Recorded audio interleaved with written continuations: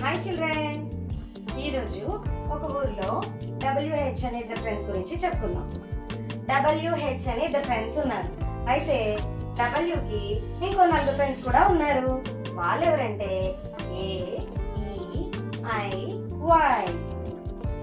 అయితే Hకి ఇంకొక ఫ్రెండ్ ఉన్నారు. వాళ్ళు ఎవరంటే O. అయితే WH అని ఇద్దరు ఫ్రెండ్స్ కూడా ఒకరోజు ఒక అగ్రిమెంట్ చేసుకున్నారు.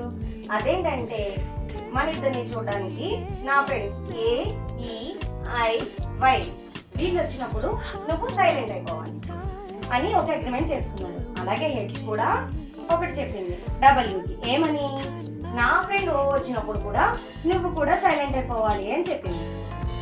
ఇద్దరు ఒక రోజున కూర్చుని ఉండగా AEIY అనే ఫ్రెండ్స్ వచ్చారు వీళ్ళని చూడడానికి.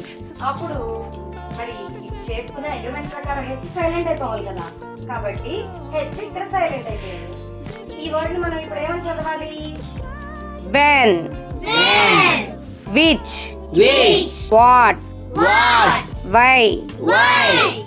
ఇచ్చిన అగ్రిమెంట్ ప్రకారం H సైలెంట్ అయిపోయింది. ఇక్కడ బా మాత్రమే హైలైట్ అయింది. అలాగే ఒక రోజు WH చూడడానికి O అనే ఫ్రెండ్ కూడా వచ్చింది.